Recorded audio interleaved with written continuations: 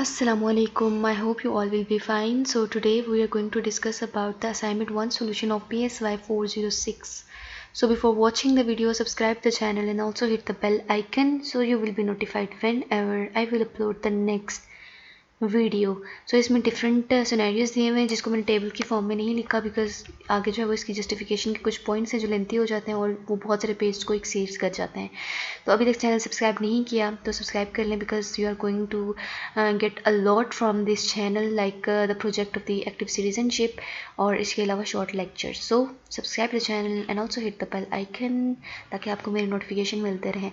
So first scenario is Javed a 16 years old high school student, यानी कि वो struggle कर रहा है अपनी आइडेंटिटी और फ्यूचर गोल्स के साथ। उसका बहुत सारी चीज़ों के अंदर इंटरेस्ट है जैसे कि प्लेइंग स्पोर्ट्स, ड्राइंग, कोडिंग, लेकिन उसको ये नहीं समझ आ रही कि उसका ट्रू पैशन क्या है। और इसके अलावा समटाइम वो आउटसाइडर के तौर पर फील करता है, लाइक वो चाहता है कि उसको उसके फ्रेंड्स जो वो एक्सेप्ट करें। और हर चीज़ जो वो फिर एक वक्त में क्या होता है कि चेंज हो जाती है जब वो एक मेंटर से मिलता है और वो एक इंटरप्रेन्योर होता है जो कि एक टेक कंपनी को रन कर रहा होता है। और उसकी गाइडेंस के अंडर उसने क्या किया, एक जो है वो उसको पता चलता है कि यार उसकी टेक्नोलॉजी के साथ जो है वो बहुत ज़्यादा मतलब उसको उसका पैशन बहुत ज़्यादा है और उसको जो है वो कोडिंग और सॉफ्टवेयर की डेवलपमेंट में बहुत इंटरेस्ट है। अब सीन ये है कि मैंने असाइनमेंट के कुछ रूल्स एंड रेगुलेशंस होते हैं स्टार्टिंग के अंदर वो जो मैंने एक्सप्लेन नहीं किए, उसका रीज़न ये था कि that is just the waste of time. So मैंने सोचा कि यार जितना शॉर्ट हो सके वीडियो को उतना ही शॉर्ट किया जाए ताकि जल्दी से ये काम अपना कर लें देखने वाले। सो बेसिकली इसके आइडेंटिफिकेशन में क्या आता है कि यानी कि ये एरिक्सन की स्टेजेस ऑफ डेवलपमेंट हैं, तो ये आइडेंटिटी बेस्ड रोल कन्फ्यूजन है। अब इसमें जैसे कि मैं बताया हुआ है कि वो एक 16 ईयर्स ओल्ड बॉय है और वो ऐसे फेज से गुजर रहा है जिसमें वो एक चीज़ को रिकोगनाइज़ करने की कोशिश कर रहा है कि वो कौन है और वो क्या करना चाहता है फ्यूचर के अंदर बहुत सी चीज़ों में, जैसे कि उसके इंटरेस्ट हैं जैसे कि drawing, sports and so many things. लेकिन अब उसको ये नहीं समझ आ रही कि यार उसका ट्रू पैशन क्या है। सो उसको ये भी लगता है कि वो सोसाइटी के अंदर फिट इन नहीं कर रहा और अपने फ्रेंड्स जो वो उसको एक्सेप्ट नहीं कर रहे।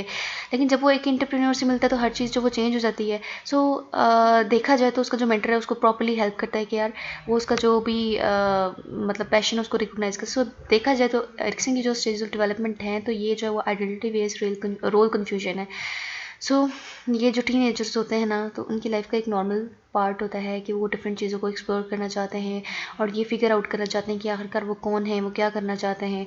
सो वो जो है वो अपनी एक जगह तलाश करना चाहते हैं इस दुनिया के अंदर, एक जगह बनाना चाहते हैं अपनी दुनिया के अंदर, अपनी आइडेंटिटी को बनाना चाहते हैं और वो जानना चाहते हैं कि वो क्या करना चाहते हैं ज़िंदगी के अंदर।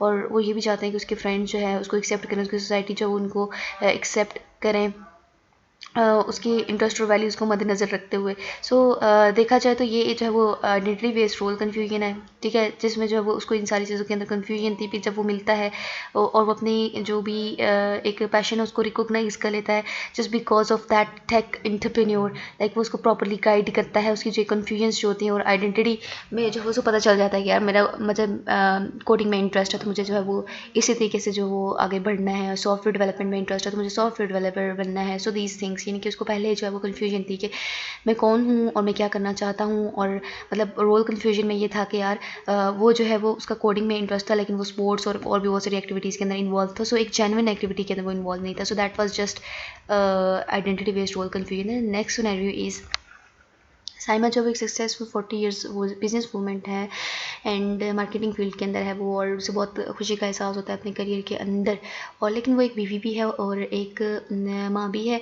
और बाद में जो है वो एक चीज़ होती है कि वो क्वेश्चन कर रही होती है अपनी काम की इम्पोर्टेंस को और वो चाहती है कि यार वो सोसाइटी के ऊपर मीनिंगफुल इम्पैक्ट छोड़े। अब होता यह है कि वो सेल्फ रिफ्लेक्शन करती है। सो दैट मीन्स कि वो अपने आप को क्वेश्चन करती है, सारे जो भी सिचुएशन है उसका जो है वो जायज़ा लेती है और वो इस तरह के वेज़ को फाइंड आउट करने की कोशिश करी कि यार किस तरीके से मैं सोसाइटी को गिव बैक कर सकती हूँ। सो इसने क्या किया कि कुछ इसके यंगर कोलीग्स थे उनको मेंटर करना स्टार्ट कर दिया, उनको टीच करना स्टार्ट कर दिया और उसको बताया, लोगों को बताया कि यार किस तरीके से सेल्फ डिस्कवरी उसने अपनी की और and generativity in finding the ways to positive influence others and society. अब आइडेंटिफिकेशन में क्या आता है कि ये जनरेटिविटी वेस्ट टेक्नेशन की स्टेज है, ठीक है। अब सीन ये होता है कि ये भी जो है वो एरिक्सन की स्टेजेस में से है। जस्टिफिकेशन में क्या आएगा कि जैसे कि अब हमें पता है कि जो साइमा है वो सक्सेसफुल बिजनेस वूमेन है, 40 ईयर्स ओल्ड है और उसको बहुत ज़्यादा खुशी महसूस होती है और सेटिस्फेक्शन महसूस होती है अपने करियर के अंदर, लेकिन वो बहुत सारी उसके ऊपर जिम्मेदारियाँ हैं, उनकी भी जो है वो रिस्पॉन्सिबिलिटी वो लेती है और इसके अलावा वो एक माँ है, एक बीवी है, लेकिन वो सारी रिस्पॉन्सिबिलिटीज़ को अदा करने की कोशिश करती है। सो बेसिकली देखा जाए तो अब क्या हुआ है, जैसे कि वो क्वेश्चनिंग कर रही होती है कि क्या उसका जो काम है वो वाकई में डिफरेंस बना रहा है सोसाइटी के अंदर, यानी कि क्रिएट कर रहा है कि नहीं। सो वो एक मीनिंगफुल चीज़ करना चाहती है ताकि पॉजिटिव इम्पैक्ट पड़ जाए जो है वो सोसाइटी के ऊपर।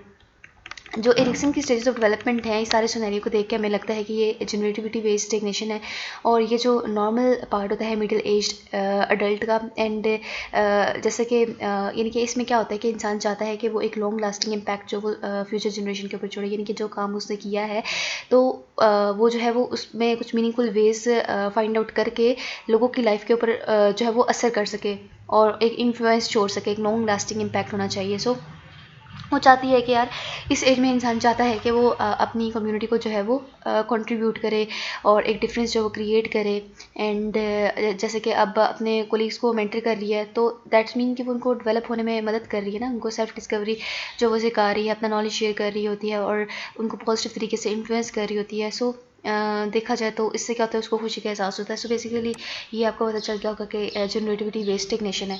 और आप नेक्स्ट हम लोग चलते हैं।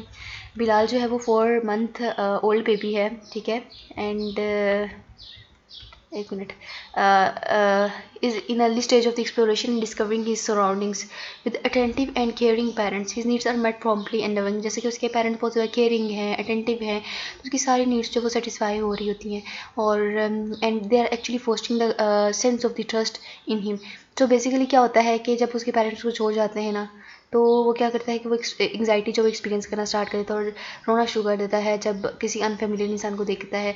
सो ये जो सेपरेशन है तो ये जो है वो एक तरह से हाईलाइट करिए struggle with understanding constituency, the concept that his parents will return after their absence.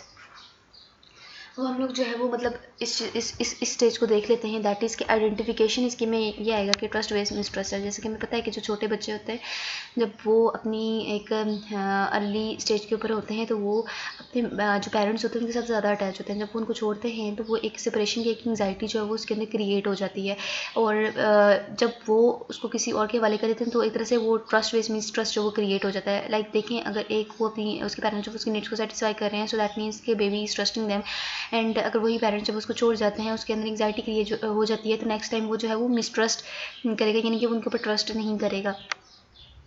सो इसमें क्या होता है कि देखा जाए तो ये जो बच्चे होते हैं ना उनकी लाइफ का एक नॉर्मल पार्ट होता है कि वो जो है वो आपके इर्द गिर्द के लोगों पर ट्रस्ट करना सीख लेते हैं, एंड स्पेशली द पेरेंट्स और केयर गिवर्स, इनके ऊपर उनका स्ट्रॉन्ग इंटरेस्ट होता है। सो बेसिकली जैसे कि बिलाल है तो उसके पेरेंट्स बहुत ज़्यादा अटेंटिव है, लविंग है।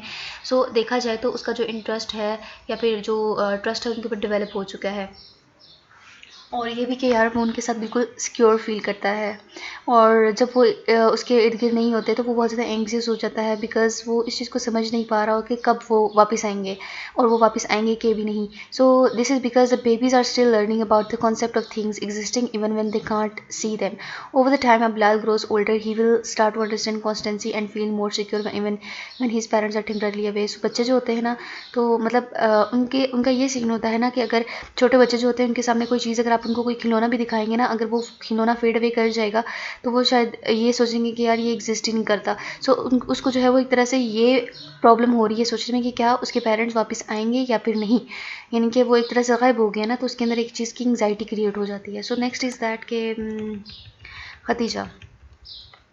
Khadija, a 5-year-old girl with a passion for drawing and exploring her creativity, eagerly participated in classroom assignment to draw her family. However, when her teacher criticizes her artwork for its bright colors and unnecessary details, he feels ashamed and doubts her creativity. This experience makes her hesitant to continue drawing and painting. Fortunately, her parents support her by encouraging her to keep creating, assuring her that everyone has their own unique style of expression. They emphasize the importance of being proud of her artwork and continuing to explore her creativity. जैसे कि हमें पता है कि खदीजा जो 5-year-old girl है जिसको drawing बहुत पसंद है और वो क्रिएटिव है बहुत ज़्यादा। सो अब उसकी टीचर ने उसको असाइनमेंट दी, वो बहुत ज़्यादा एक्साइटेड है और वो ये चाह रही है कि उसकी फैमिली को ड्रॉ करेगी। सो जब टीचर उसको क्रिटिसाइज़ कर रही होती है, जैसे कि उसने बहुत ब्राइट कलर यूज़ किए हैं और बहुत ज़्यादा डिटेल्स यूज़ किए हैं अपने आर्ट वर्क के अंदर, तो उसको बहुत शर्म महसूस होती है, एम्बैरेसमेंट होती है और वो अपनी क्रिएटिविटी को जो है वो मतलब एक तरह से ना शक करना स्टार्ट करती है कि शायद मैं क्रिएटिव नहीं हूँ। सो बेसिकली इससे क्या होता है कि वो दोबारा से ना हेजिटेंट हो जाती है कि यार मैंने अब ड्राइंग नहीं करनी, पेंटिंग नहीं करनी, बहुत हिचकिचाहट उसके अंदर आ जाती है। लेकिन उसके पेरेंट्स बहुत सपोर्टिव हैं, उसको इनकरेज करते हैं और उसको बताते हैं कि यार हर इंसान जो होता है उसके यूनिक टैलेंट्स होते हैं और हर चीज़ को एक्सप्रेस करने का एक अलग स्टाइल होता है। और वो उसको बताते हैं कि अपने आर्ट वर्क के ऊपर तुम्हें फ़ख्र होना चाहिए और चीज़ों को एक्सप्लोर करती रहो। सो इस तरह की जो स्टेजेस होती हैं, तो ये स्टेज जो इनिशिएटिव बेस्ड गिल्ड की स्टेज कहलाएगी और ये जो है वो यंग चाइल्ड की लाइफ का एक नॉर्मल पार्ट होता है कि वो जो वो एक इनिशिएटिव लेता है और बहुत सारी एक्टिविटीज़ के अंदर इन्वॉल्व हो जाता है। उसको एक उसके अंदर एक क्यूरियोसिटी होती है, एंगेज हो जाता है बहुत सारी एक्टिविटीज़ के अंदर। सो बेसिकली जैसे कि वो बहुत सारी एक्टिविटीज़ में इन्वॉल्व है, जैसे कि ड्राइंग और क्रिएटिविटी में। सो ये उसका इनिशिएटिव है। सो जैसे कि उसकी टीचर जब उसको क्रिटिसाइज़ करती है तो वो बहुत ज़्यादा गिल्टी फील करती है, अपने आप को डाउट करना स्टार्ट कर रही होती है। लेकिन उसके पेरेंट्स वो बहुत सपोर्टिव हैं और उसको बताते हैं कि यार ये यूनिक स्टाइल होता है हर इंसान का। तो मतलब इस सारी चीज़ में ये चीज़ है कि अब टीचर एक तरह से उसको क्रिटिसाइज़ कर रही है, लेकिन उसके पेरेंट्स उसको इनकरेज कर रहे हैं। वो अपना जो भी है क्रिएटिविटी और जो भी कॉन्फिडेंस है उसको रीगेन करी अपने पेरेंट्स से। सो बेसिकली ये जो स्टेज है इनिशिएटिव बेस्ड गिल्ट की है कि वो उसने एक कदम उठाया कि यार वो ड्राइंग करेगी, वो इस तरीके से करेगी, एक तरह से वो बहुत क्रिएटिव है। लेकिन जब उसको वहाँ से क्रिटिसाइज़ किया जा रहा है तो उसके अंदर एक गिल्ट जो है वो क्रिएट हो रहा है कि शायद मैंने अच्छा नहीं किया, शायद मैं क्रिएटिव नहीं हूँ। So these are the things and I hope you people have enjoyed this video and आपके सारे कॉन्सेप्ट क्लियर हो गए होंगे और इसके अलावा आप बहुत सारी डिटेल्स जो अपने आप से भी ऐड कर सकते हैं। So subscribe to the channel and also hit the bell icon so you will be notified whenever I will upload the next video. Thanks for watching. Allah Hafiz.